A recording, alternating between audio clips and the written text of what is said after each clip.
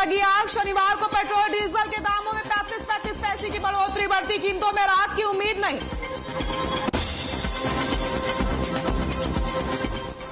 यमुना नदी में गिरी महिला, गोताखोरों के ना पहुंचने पर ग्रामीणों में नाराजगी। नदी किनारे महिला के गहने और जूते मिले।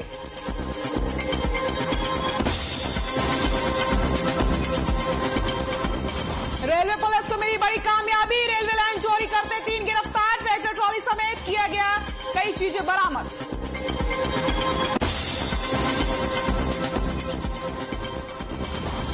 नाबालिग खिलाड़ी को बदमाशों ने मारी गोली। प्रैक्टिस कर पिता और भाई के साथ जा रही थी घर।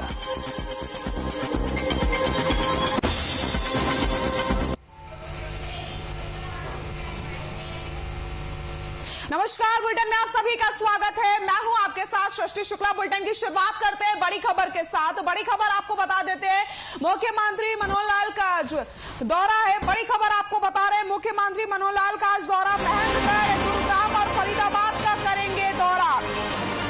घोसी की पहाड़ी और माधवगढ़ किले का जायजा भी लिया जाएगा। महेंद्रगढ़ में 33 किलोवाट सब स्टेशन का उद्घाटन भी किया जाएगा। बड़ी खबर आपको बता रहे हैं, सतनाली में कम्युनिटी हेल्थ सेंटर की नींव भी रखी जाएगी। बड़ी खबर, मुख्यमंत्री मनोहर लाल का आज दौरा। महेंद्रगढ़, गुरुग्राम और फरीदाबाद का करेंगे दौरा। घोसी की पहाड़ी और माधवगढ़ किले का जायजा लिया जाएगा। पर्यटन को बढ़ावा देने के लिए कई सारी अहम योजनाएं भी बनाई जाएंगी। साथ ही साथ अधिकारियों के साथ मंथन किया जाएगा कि किस तरीके से पर्यटन को हम बढ़ावा दे सकते हैं और कौन कौन सी सुविधाएं यहाँ पर उपलब्ध करवाई जा सकती है जिससे पर्यटन को बढ़ावा दिया जा सके। महेंद्रगढ़, गुरुग्राम और फरीदाबाद का सीएम दौरा करेंगे। घोसी की पहाड़ी और माधवगढ़ किले का जायजा भी लिया जाएगा। महेंद्रगढ़ में 33 किलोवाट सब स्टेशन का उद्घाटन करेंगे मुख्यमंत्री। बड़ी खबर आपको बता रहे हैं, सतनाली में कम्युनिटी हेल्थ सेंटर की नींव भी रखी जाएगी।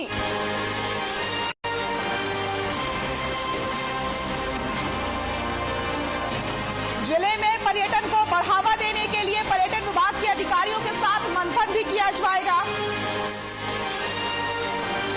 आपको बताते चले, मुख्यमंत्री इन दोनों ही पहाड़ों पर पर्यटन को बढ़ावा देने के लिए विभाग के अधिकारियों के साथ मौके का मुआयना भी करते नजर आएंगे। तेल की कीमतें लगातार आसमान छू रही हैं। पेट्रोल डीजल के भाव में लगातार बढ़ोतरी हो रही है। थमने का नाम नहीं ले रही है बढ़ोतरी। लगातार चौथे दिन शनिवार को पेट्रोल और डीजल की कीमतों में इजाफा हुआ है। 35 पैसे की बढ़ोतरी की गई है, जिसके बाद शनिवार को दिल्ली में पेट्रोल 107 रुपए 24 पैसे पहुंच गया और डीजल 95 रुपए 57 पैसे प्रति लीटर बिक रहा है। आपको बताते चले, विशेषज्ञों का मानना है कि अंतर्राष्ट्रीय बाजार में कच्चे तेल की कीमतें 90 रुपए प्रति बैरल तक पहुंच सकती है। ऐसे में भारतीय बाजार में पेट्रोल और डीजल के दामों में लगातार बढ़ोतरी की जा रही है और आगे भी बढ़ोतरी की उम्मीद जताई जा रही है। यानी कि अभी लोगों को राहत नहीं मिलेगी इस महंगाई से। लगातार पेट्रोल डीजल की कीमतों में आग लगी हुई है। लोगों को परेशानियों का इसकी तरफ से सामना करना पड़ रहा है, क्योंकि लगातार पेट्रोल और डीजल के दामों में बढ़ोतरी होती चली जा रही है।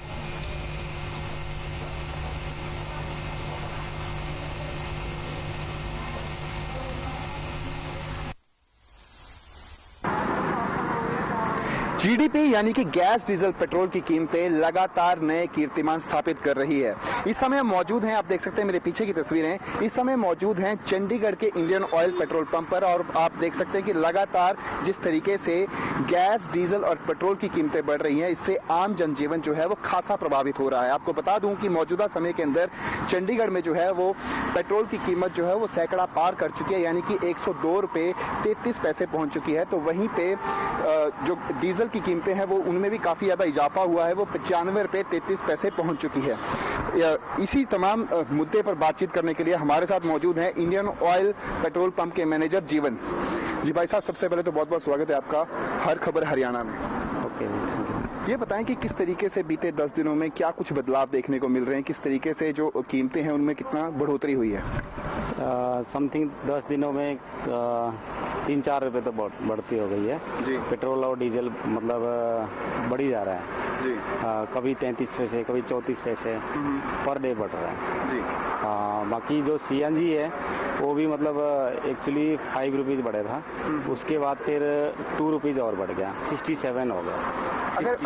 जी, अगर बात करें कि बीते महीने डीजल पेट्रोल की क्या कीमत थी, CNG की क्या कीमत थी और मौजूदा समय में कितनी बढ़ोतरी हुई है, तो उससे थोड़ा पैमाना जो है वो सही सही आंका जा सकता है, उसके बारे में बताएं। बीते महीने और मौजूदा समय में कितना जो है बढ़ोतरी हुई है कीमतों में? नहीं, बीते महीने में, पिछले महीने समथिंग 60 रुपीज़ CNG था जी, और इस टाइम 67 है जी। और पेट्रोल जो था वो भी 5-6 रुपये की बढ़ोतरी हो गई है जी। डीजल भी इतनी 5-6 रुपये की बढ़ोतरी हो गई जी। हाँ जी। तो क्या असर जो है देखने को मिल रहा है कि लोगों का जो रवैया था, जो पहले जिस तरीके से पेट्रोल भराते थे, जिस मात्रा में भराते थे, क्या उसमें कोई कमी आई है या किस तरीके से देख रहे हैं आप? नहीं, अभी तो फिलहाल कमी नहीं आई है, अभी तो त्योहार का महीना चल रहा जी। है, वैसे मतलब कस्टमर आते रहते हैं, लेकिन उनको थोड़ा परेशानी है, वो हर कोई पूछते हैं कि आज रेट बढ़ गया, फिर इतना हो गया, फिर उतना हो गया, ये तो बताते ही है। तो यहाँ पे बहुत सारे जो है कस्टमर्स भी हैं, उनसे भी बातचीत करेंगे और जानेंगे कि आखिर किस तरीके से जो है कितनी परेशानी जो है वो उनको लगातार झेलनी पड़ रही है डीजल, पेट्रोल और CNG की कीमतों में लगातार हो रही बढ़ोतरी से। हम इनसे भी बातचीत करने की कोशिश करेंगे और जानेंगे कि आखिरकार आम जन का इसके ऊपर क्या प्रभाव पड़ रहा है और वो इस बारे में क्या सोचते हैं। जी भाई साहब, क्या नाम है आपका? सर जी, किरण पाल। ये बताएं कि जिस तरीके से गैस, डीजल और CNG की कीमतें बढ़ रही हैं, क्या आपको लग रहा है कि किस तरीके का रवैया जो है वो सरकार का रहा है इस पूरे मामले को लेकर? सर जी देखो ना, गवर्नमेंट हर महीने तो कुछ ना कुछ बढ़ाती रहती है, खाने, डीजल, पेट्रोल सब कुछ बढ़ाई जा रही है जी। गवर्नमेंट को कुछ करना चाहिए गरीब बंदों के लिए कुछ। अब ड्राइवर हैं, ऑटो वाले हैं, कैब वाले हैं, कहाँ से पूरे करेंगे सर जी पैसे ये? तो आप कैब चलाते हैं? हाँ जी, हाँ जी सर। तो कितना मतलब जिस तरीके से रेट्स बढ़ रहे हैं, आपकी CNG है या पेट्रोल पे? CNG। तो किस तरीके से कितना जो है कीमत जो है कितना बचा पाते हैं, क्या कितना खर्चा आ रहा है और क्या घर का जो खर्चा है वो, रसोई, सारी चीजें चलाना आसान हो रही है, मुश्किल हो रही है? बहुत ज्यादा मुश्किल हो रहा है सर जी। देखो ना, इस महीने में 7 रुपए के आसपास रेट बढ़ गया जी CNG का, और जो हमारे फेयर हैं वो कम होते जा रहे हैं आगे से जी। ऐसे में तो घर चलाना बड़ा मुश्किल है सर जी। जी जी जी। और भी यहाँ पे हैं, उनसे भी बातचीत करेंगे ग्राहकों से कि आखिरकार किस तरीके की परेशानियां जो है वो इन्हें झेलनी पड़ रही हैं। इनसे भी बातचीत करेंगे, जानेंगे कि क्या कुछ कहना है इनका। जी भाई साहब, क्या नाम है आपका? लविश। ये बताएं किस तरीके से जिस तरीके से गैस, डीजल और पेट्रोल के जो दाम बढ़ रहे हैं, कितनी दिक्कतों का सामना करना पड़ रहा है? गरीब बंदा तो मर जाऊगा ना इस थान ते आके। फिर मोदी ਨੂੰ ਸੋਚਣਾ ਚਾਹੀਦਾ ਜੀ। थोड़ा जोर से बोलो।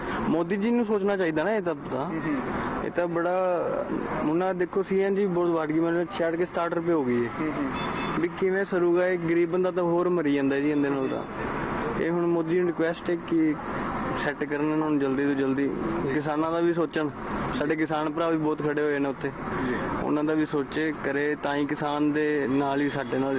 अब जिस तरीके से ट्रांसपोर्टेशन जो है वो महंगी होती जा रही है, इसका सीधा सीधा असर जो है वो बाकी चीज़ों पर भी पड़ता है। सब्जी हो, बाकी चीज़ें हों, रोज़मर्रा की चीज़ें हों, उनके ऊपर भी खासा असर पड़ता है। उस तरीके को किस तरीके से देखते हैं कि वहाँ पे भी महंगाई बढ़ रही है या वहाँ पे थोड़ी सी लगाम लगी हुई है अभी? बस जी, उस मामले में भी लगातार महंगाई बढ़ती जा रही है। बाकी रोजमर्रा की चीजें हो गई, उनमें भी जैसे टमाटर हो गई, सब्जी हो गई। हाँ जी, हाँ जी जी जी।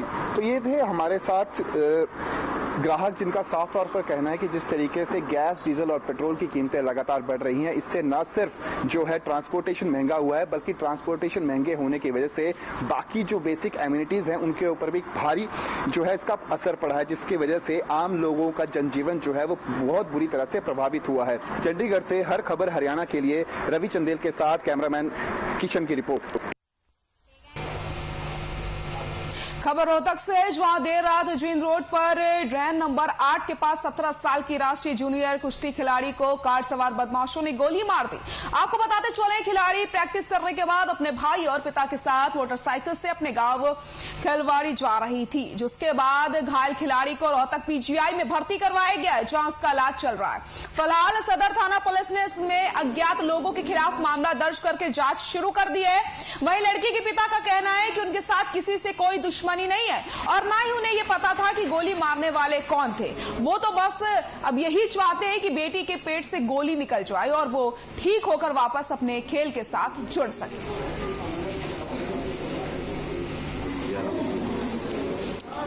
ये अपने भाई शेखर के साथ है और इनका पिताजी था साथ में हंसराज। ये रोहतक से जा रहे थे और जब ये टटोली से आगे नवोदय स्कूल से वहां चले जो वो कहे कि वैन वाले फायर कर रहे थे। तो हाँ मैं इसको मेरे और दूसरे घर जाके ये बता मेरा कोई दर्द हो रहा है। वहाँ मौके पर इसने ये नहीं बताया मेरा कुछ लग गया। तो ये दाखिल है पीजीआई में और इसका बयान हासिल करके और हमने मुकदमा दर्ज कर दिया था रात को ही। और अभी तफ्तीश का विषय आगे क्या मैटर आता है हमने गोली लगी थी जी। नेशनल खिलाड़ी है जी, खेल कूदाम जाग रहे जी। या मैंने जी बुला लिए थे जी, मैंने वार हो गई थी जी। 8-9 का टाइम हो गया था जी। फिर यहाँ आगे थे जी, मैंने लेना था ही।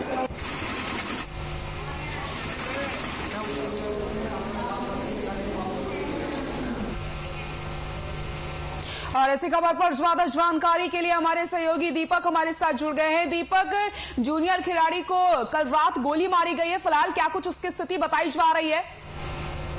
ये देखिए सृष्टि, ये राष्ट्रीय स्तर की जूनियर खिलाड़ी है और कुश्ती प्रतियोगिता कुश्ती के खिलाड़ी है जी। ये अपने गांव से हर रोज रोहतक प्रैक्टिस करने के लिए आती है और कल देर शाम को ये प्रैक्टिस करने के बाद इसके फादर लेट हो गए थे और खुद फादर ने इनको बुलाया था कि वो भी उनके साथ घर चलेंगे और मोटरसाइकिल पर सवार होकर ये लोग अपने घर के लिए जा रहे थे।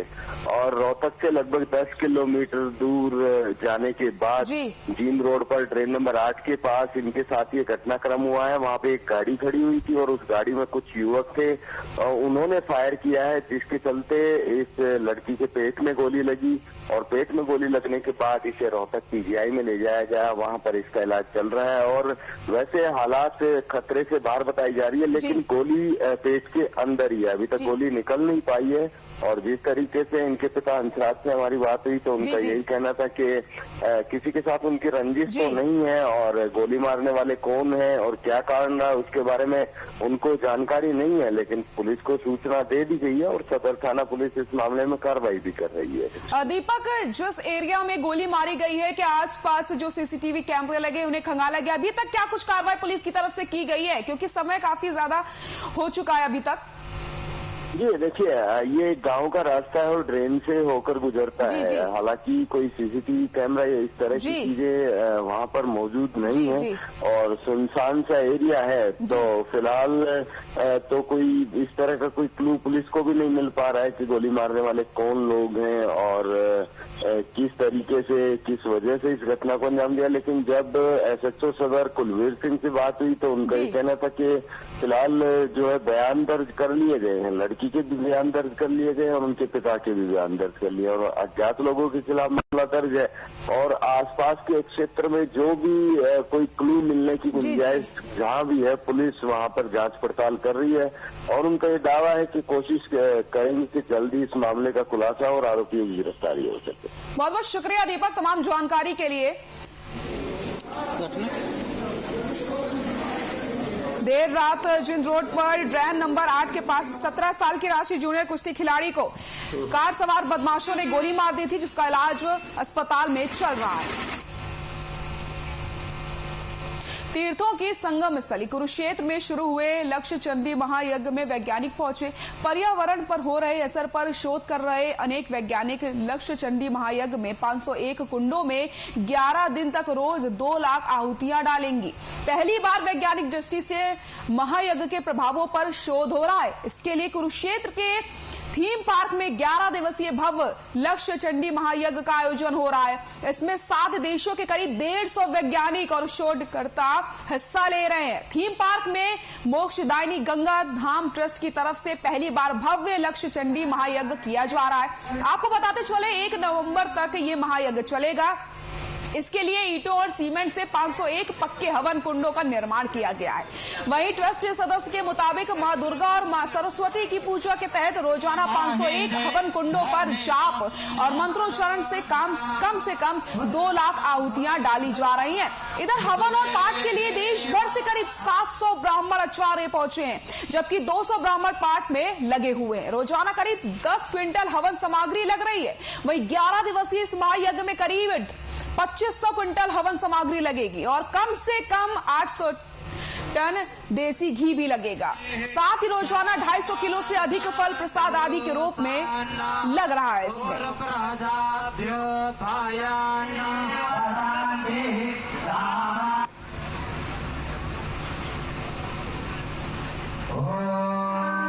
जी, श्री लक्ष्य चंडी महायज्ञ कुरुक्षेत्र में ये पावन भूमि है। भगवान श्री कृष्ण का उपदेश यहाँ से सारे संसार को प्राप्त हुआ है।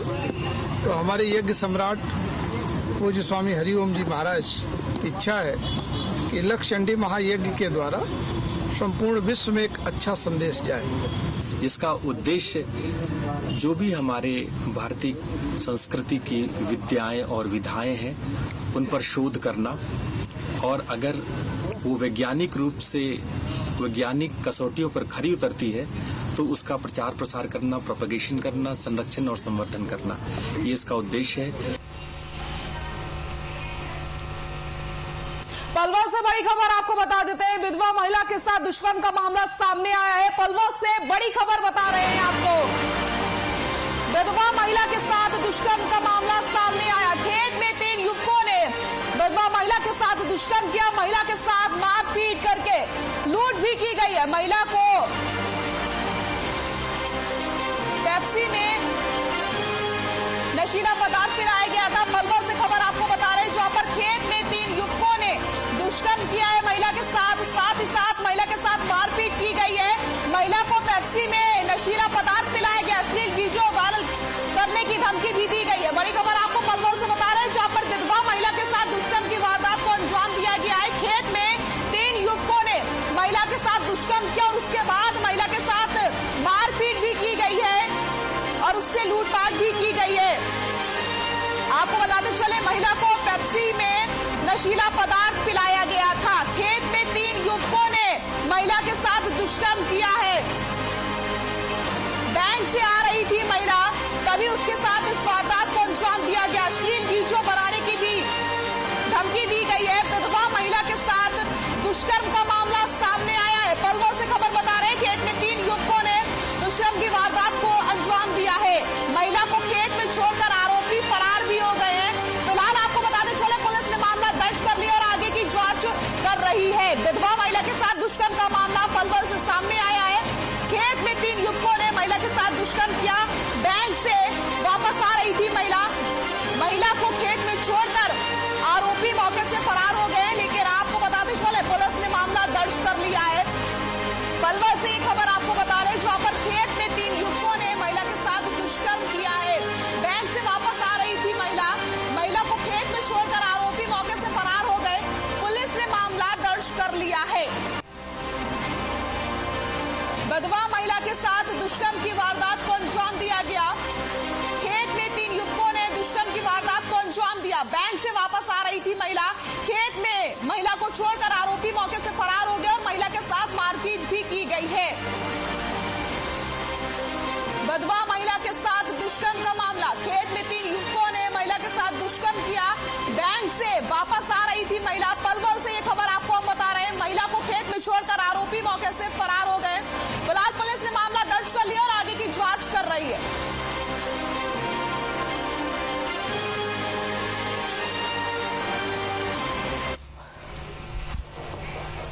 और इसी खबर पर ज्यादा जानकारी के लिए हमारे सहयोगी ऋषि हमारे साथ जुड़ गए हैं। ऋषि, विधवा महिला के साथ दुष्कर्म का वारदात सामने आई, क्या कुछ जानकारी मिल रही है? शशि जी, मैं बताना चाहूंगा कि जिस तरह से पलवल में एक गैंगरेप का सामने मामला आया है, इसमें विधवा महिला के साथ 3 युवकों ने बारी बारी से गैंगरेप किया। बताया जा रहा है कि महिला घर से अपने बैंक में किसी काम के लिए निकली थी। रास्ते में युवक तीनों गाड़ी लेकर खड़े हुए थे। जबरदस्ती महिला को गाड़ी में इन्होंने खींचा, बैठाया और जंगल में खेतों पर ले जाकर महिला के साथ दुष्कर्म किया। और महिला को इतना ही नहीं, महिला का इन्होंने नशीला पदार्थ पिलाया और जो महिला के आभूषण थे, इन तीनों युवकों ने महिला का आभूषण भी उतार लिए और उनको वहां से उतारकर महिला को खेतों में छोड़कर फरार हो गए। जब महिला को होश आया तो उसके बाद महिला अपने घर पहुंची। घर पर अपने परिजनों को बताया। परिजनों को साथ लेकर महिला ने चांदर थाना पुलिस में शिकायत दी है और चांदर थाना पुलिस ने तीनों महिला के बयान पर 3 युवकों के खिलाफ मामला दर्ज कर लिया है, लेकिन अभी आरोपी फरार है। ऋषि, महिला की क्या कुछ स्थिति बताई जा रही है कि वो अभी भी अस्पताल में है? जी बिल्कुल, अभी महिला जो क्योंकि बेहोशी की हालत में थी, महिला अभी अस्पताल में है, लेकिन जो पुलिस का ये कहना है कि महिला खतरे से बाहर है। लेकिन अब जो महिला को जैसे होता है उसमें बताया जा रहा है कि महिला को एक युवक की पहचान भी कर ली है। पुलिस का ये कहना है कि जैसे महिला उसमें पूछताछ आएगी और महिला से पूछेगा कौन है युवक जिसकी पहचान की है, तो उसके बाद पुलिस का कहना है कि आरोपी को जल्द ही गिरफ्तार किया जाएगा। बहुत बहुत शुक्रिया ऋषि, तमाम जानकारी के लिए हम लगातार आपसे अपडेट लेते रहेंगे। तो बड़ी खबर आपको बता रहे हैं, पलवल चौक पर विधवा महिला के साथ दुष्कर्म की वारदात को अंजाम दिया गया। फिलहाल पुलिस मामले की जांच पड़ताल में जुट गई है। महिला फिलहाल अस्पताल में भर्ती है, इलाज उसका चल रहा है। बल्लभगढ़ के चांदपुर गांव में उस वक्त अफरा तफरी मच गई जब एक महिला यमुना नदी में गिर जाती है। ग्रामीण यमुना में महिला की तलाश कर रहे थे, लेकिन अभी तक महिला को कोई पता नहीं चला। महिला के गहने और जूते यमुना किनारे मिले हैं। गोताखोरों के न पहुंचने पर ग्रामीणों में काफी आक्रोश देखने को मिल रहा। फिलहाल पुलिस ने पहुंचकर मामले में जांच शुरू कर दी है। तस्वीरें आप देख सकते हैं, यमुना नदी में एक महिला गिर जाती है, लेकिन ग्रामीणों में आक्रोश देखने को मिल रहा है क्योंकि अभी तक गोताखोर की टीम मौके पर नहीं पहुंची है, लेकिन पुलिस मौके पर पहुंच गई है और लगातार जांच की जा रही है।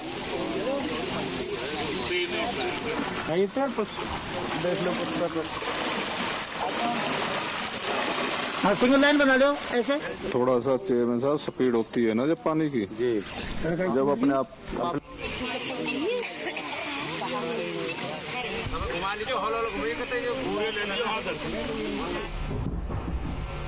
सोनीपत में चोरों के हौसले लगातार बुलंद होते जा रहे हैं। रेलवे पुलिस ने ऐसे 3 चोरों को गिरफ्तार किया है जो सुबह का फायदा उठाकर 4 बजे गोदाम के पास रखी रेलवे की लाइन चोरी करने की कोशिश कर रहे थे। रेलवे पुलिस ने चोरों को ट्रैक्टर ट्रॉली समेत काबू किया है। हालांकि अंधेरे का फायदा उठाते हुए एक चोर मौके से फरार हो गया है। पुलिस ने तीनों आरोपियों के खिलाफ मामला दर्ज कर लिया है। आगे की कार्रवाई शुरू कर दी गई है। तो वही फरार आरोपी को मोस्ट वांटेड घोषित कर दिया गया है। पुलिस का दावा है कि जल्द ही फरार चोर की गिरफ्तारी कर ली जाएगी।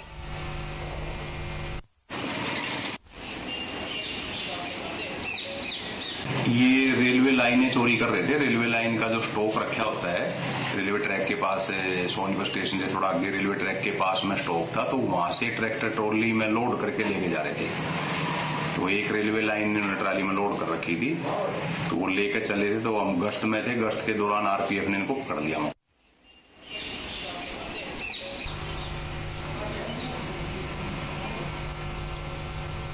इस साल बेमौसम की बारिश ने किसानों की परेशानी बढ़ा दी है। मानसून के चले जाने के बाद भी काफी ज्यादा बारिश हुई, जिसके कारण कपास और मूंग के बाद धान और बाजरा और गन्ने की फसल भी काफी असर पड़ा है। अब प्रदेश सरकार ने अधिकारियों को खराब हुई सभी फसलों के लिए गिरदावरी शुरू करवा करके मुख्यालय रिपोर्ट भेजने के आदेश जारी कर दिए हैं। सरकार ने कपास के बाद अब धान सहित कई अन्य फसलों की गिरदावरी करने के आदेश जारी कर दिए हैं, जिसके बाद राजस्व विभाग ने पटवारियों की टीमों का गठन कर लिया है। जुलाई में गिरदावरी की प्रक्रिया शुरू करा दी गई है। 25 अक्टूबर तक गिरदावरी का काम पूरा करके रिपोर्ट सरकार तक भेज दी जाएगी।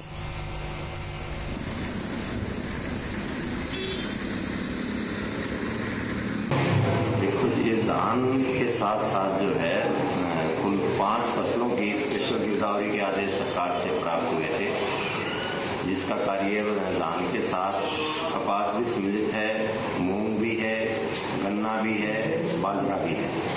तो 5 फसलों की स्पेशल गिरदावरी जो है पटवारियों द्वारा मौके पे जाके की गई है, जिसको अब कंसाइल किया जा रहा है और उसका पूरी तहसील का एक डिटेल्स बना के और उसमें जिनकी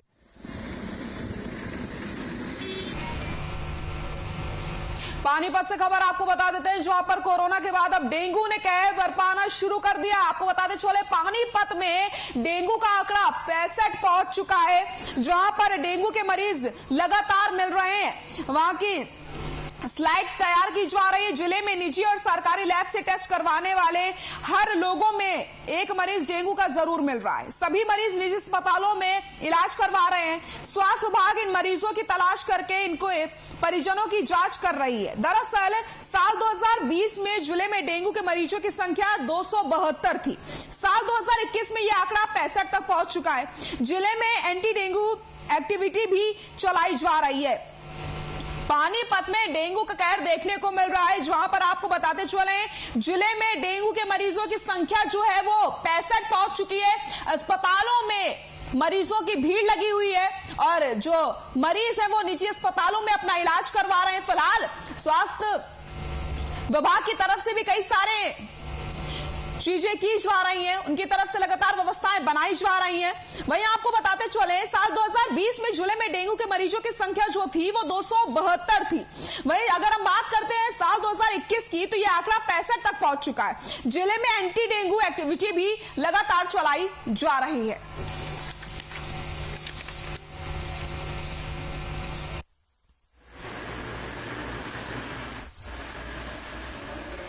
कि डेंगू का जो मच्छर है, एडिस मच्छर है, मॉस्किटो, जैसे बार बार ये बताया जाता है कि ये मॉस्किटो दिन के समय काटता है और इसके लिए एक तो पूरी बाजू और अपने लिम्स जो होते हैं, मतलब बाजू और टांगे पूरी ढकी रहनी चाहिए, हमें शूज़ पहनने चाहिए और मॉस्किटो रिपेलेंट का भी इस्तेमाल कर सकते हैं।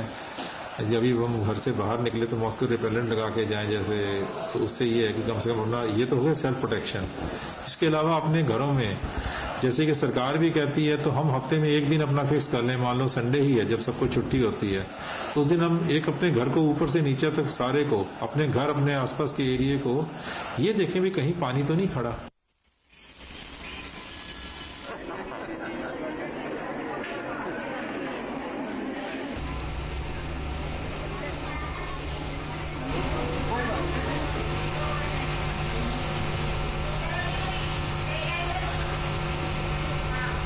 सोनीपत का सरल केंद्र अब लोगों के लिए मुसीबत का केंद्र बन गया है, जहां पर दलाल टोकन व्यवस्था को बिगाड़ने का काम कर रहे हैं और ऐसे में लोगों को काफी परेशानियों का सामना करना पड़ रहा है। वहीं दूसरी तरफ 60 गार्ड के चक्कर में कर्मचारी सीटों पर मौजूद नहीं होते। आपको बताते चले सरकार द्वारा लोगों को डिजिटल सेवा उपलब्ध करवाने के लिए सरल केंद्र तो बनाए गए हैं, लेकिन मौजूदा समय में इन सरल केंद्रों पर दलालों ने कब्जा करके रखा हुआ है। लोगों का काम जो घंटों इंतजार करने के बाद भी नहीं होता, वहीं दलाल कुछ ही मिनटों में काम करवाकर वहां से चले जाते हैं। हरियाणा के मुख्यमंत्री ने 14 अप्रैल 2018 को हरियाणा के नागरिकों के लिए अंबेडकर जयंती के उपलक्ष्य पर 14 विभागों की 181 योजनाएं शुरू की थी, जिसमें निष्पक्ष, पेपरलेस और कैशलेस सेवा वितरण मॉडल के दृष्टिकोण के साथ सुविधा प्रदान की जा रही है। वहीं जिले में हर सब डिवीजन पर सरल केंद्र और अंत्योदय केंद्र खोले गए हैं, जहां पर 380 से अधिक सेवाओं को पूर्ण डिजिटलीकरण के माध्यम से नागरिकों को उपलब्ध करवाई जा रही है। सरल केंद्र के माध्यम से सेवाओं को वितरित करने और ट्रैक करने की सुविधा उपलब्ध करवाई गई है। लोग टोकन सिस्टम के माध्यम से काम करवाते हैं और घर बैठे काम की प्रक्रिया का पता लगाकर सरल केंद्रों से अपने प्रमाण पत्र लेकर चले जाते। लेकिन इस समय लोगों को परेशानियों का सामना करना पड़ रहा है, क्योंकि दलालों ने पूरा माहौल खराब करके रखा हुआ है। दलाल 2 मिनट में पैसा लेकर के काम करवा देते हैं, लेकिन जब हम बात करते हैं कर्मचारियों की, जिनका काम है वहां पर बैठना, लेकिन सीटों में कर्मचारी मौजूद नहीं होते हैं।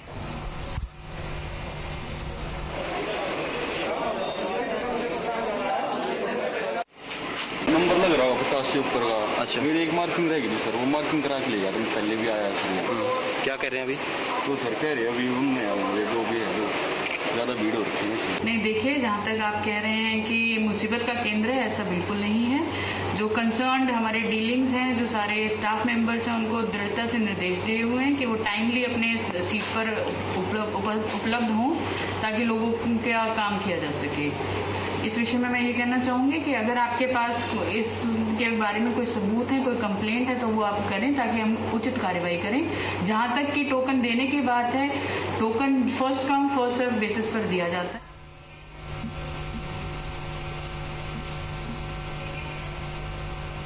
बुलेटिन में फिलहाल के लिए इतना ही। नमस्कार।